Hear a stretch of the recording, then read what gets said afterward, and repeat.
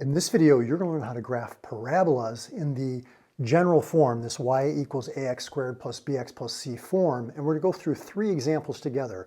I'm going to show you the traditional ways that teachers oftentimes teach this, and then I'm going to show you some quicker ways to get a graph of these parabolas. So let's dive into the first example. We've got y equals 2x² minus 4x plus 1.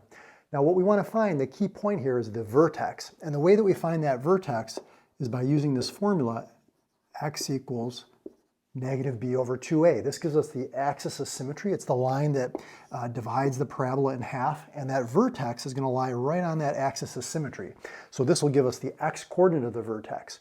So in this case, this is our a value, this is our b value, and this is our c value. Make sure to capture whether it's positive or negative. So if we do negative b over 2a, that's the opposite of negative 4, which will give us positive 4, divided by 2 times a, which is 2. So this is 4 divided by 4, which is equal to 1. So that's going to be our axis of symmetry right here, x equals 1. And now what we're going to do is we're going to take that 1 and we're going to put it back in for x to find the y-coordinate of the vertex.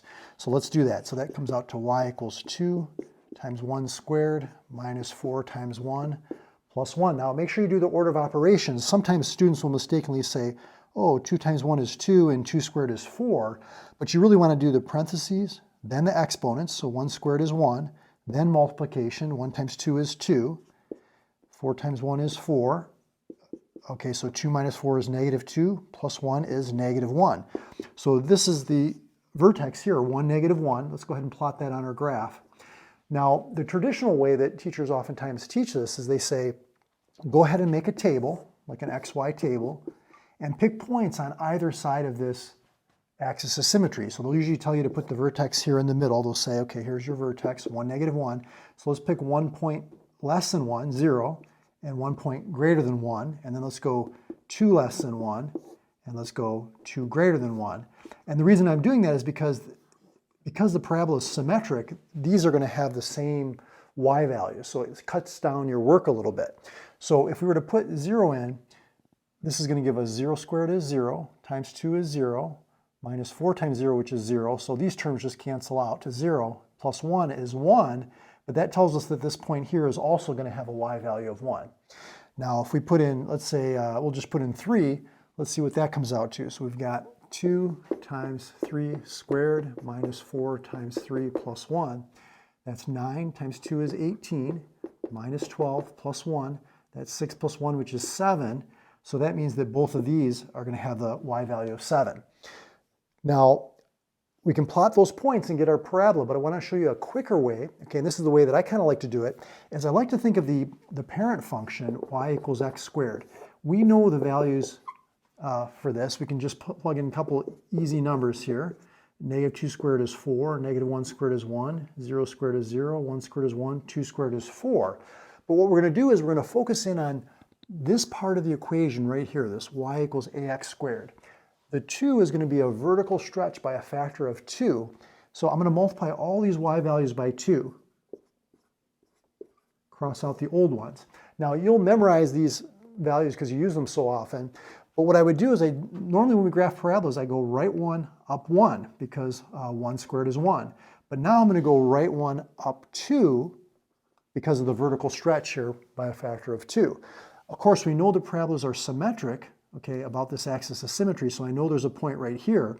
And then from the vertex, I can also go right 2, and 2 squared is 4, but in this case, because we're stretching it by a scale factor of 2, I'm going to go up 8. So right 2, up 8. 1, 2, 3, 4, 5, 6, 7, 8, right here. And I can reflect that over that axis of symmetry and get another point. So this is our parabola right here, and you got it. So a couple other tips before we go on to the next example. You can use this strategy if you just want to make a table, pick some points on either side of the axis of symmetry, perfectly fine, you'll get a good graph. You can also use this technique of focusing on the parent function and stretching the graph by whatever this a value is, just graph from this vertex point, pretend like that's your starting point or your origin. And then another option is you can also focus in on this c value. This is our y-intercept. That's where it's crossing the y-axis right here. That's an easy point to find because when you put 0 in for x, these terms are going to come out to 0 and you're just left with the c value of 1. and then reflect it over that axis of symmetry. Unfortunately, that's only going to give us 3 points. Usually you want to have about 5 or so to get a nice sketch, but that's a quick way to do it. So let me erase the whiteboard. Let's do the next example. Okay, if you're getting the hang of these, go ahead and pause the video. Try and do this one on your own, and we'll go through it together. So I noticed that it's in this, I messed an x there, 12x right there. This is in the general form, okay, y equals ax squared plus bx plus c. Some books call it the standard form, depends on your textbook. But the first thing I like to do is focus in on the vertex. So our vertex, we find that by using this formula, negative b over 2a. That's the x-coordinate of the vertex. It's also the equation of the axis of symmetry. So this goes a, b, and c. Make sure to capture whether it's positive or negative. And so negative b, I like to think of that as the opposite of b. So that's going to be negative 12 over 2 times a, which is negative 3. That's negative 12 over negative 6, which is positive 2. So that means we're going to have an axis of symmetry right here at x equals 2. You can draw that as a dashed or dotted line. Okay. The vertex also lies on that axis of symmetry, so we can put that 2 back in for x and find the y-coordinate of our vertex. Now remember, f of x, this is really another way of just saying the output or the y value. Okay, so if you want to replace this with y, feel free. So I'll do that. So y equals 2 squared is 4, times negative 3 is negative 12. Remember the order of operations. Plus 12 times 2 is 24, minus 2. So this comes out to 12, minus 2, which is 10. So that means our vertex here is going to be at 2, 10, which is right here. Okay, now remember, we can do the table method, pick some points on either side of the axis of symmetry and get a good sketch. But what I'm going to do is I'm going to focus in on this part of the equation right here, this y equals negative 3x squared. That is going to give us the shape of the parabola, like how wide it is or how narrow it is or if it opens up or opens down. And what I'm going to do is I'm going to treat the vertex as if it's my starting point or my origin. Now I know that when I put 1 squared in here, that's 1, times negative 3 is negative 3, right? See, normally I would go right 1 up 1, okay, because x squared is, or 1 squared is 1. But now we're going to go right 1 down 3, 1, 2, 3, right about here. I can reflect it over the axis of symmetry, which is going to be right about here. We need a couple more points though. A nice point to put in is the y-intercept. So we can do that by putting 0 in for x. That's going to give us a y value of negative 2. So right here I can see y value of negative 2. That's the y-intercept. I'm 2 away from the axis of symmetry, so I have to go 2 on the other side. Now I've got 5 points. I can get a pretty good sketch of my parabola here. Okay, draw some arrows, it keeps going. Something like this, roughly. And you got it. So let me erase the whiteboard. Let's do one more example. See if you can do this last one on your own. Okay, before we do this last example, if you're enjoying my videos so far, I know a lot of you are repeat viewers. I can see that from the analytics. And you're enjoying this content and really learning a lot, and you wish that I was your teacher. I can be through my video courses. If you want to check out my Algebra 1 and my Algebra 2/College Algebra video course for sale, I take you through a typical Algebra 1 and Algebra 2/College Algebra course, step by step, 85 lessons in the one course, 87 in the other.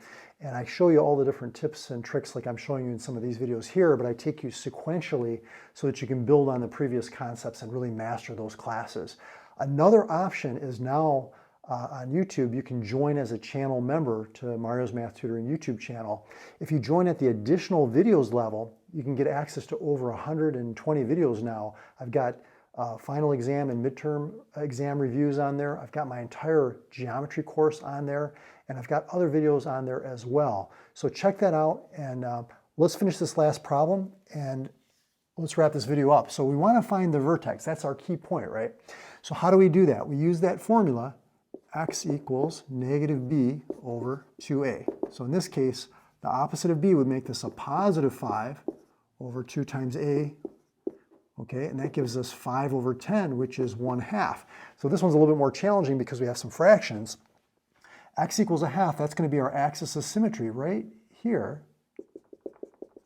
And we can take that 1/2 and put it back in for x to find the y-coordinate of the vertex. So let's do that. So that's 5 times 1/2 squared minus 5 times 1/2 minus 1. Remember the order of operations. 1/2 squared is 1/4 times 5, which is like 5 over 1,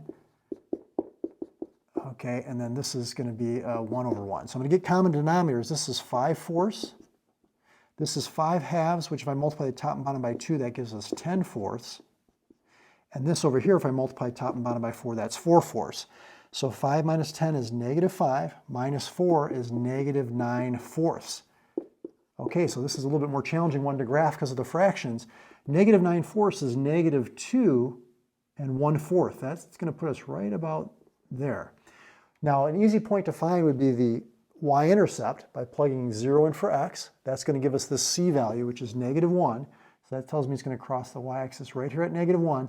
I'm a half unit from the axis of symmetry, so I'm going to go a half on the other side. That gives me another point.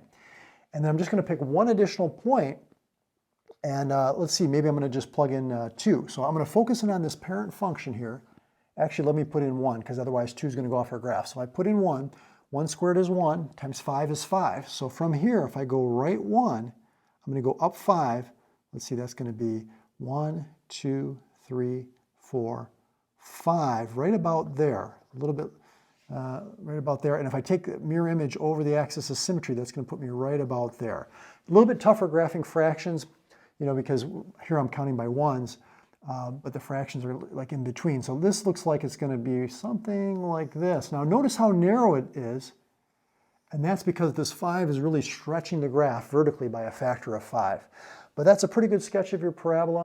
If you want more examples of graphing parabolas, not just in the general form like this, but in the vertex form, the intercept form, and even using the focus and the directrix, I'm going to put a video that's more comprehensive talking about all the different forms of graphing parabolas right there. So follow me to that video. We'll get some more practice. I'll see you over there.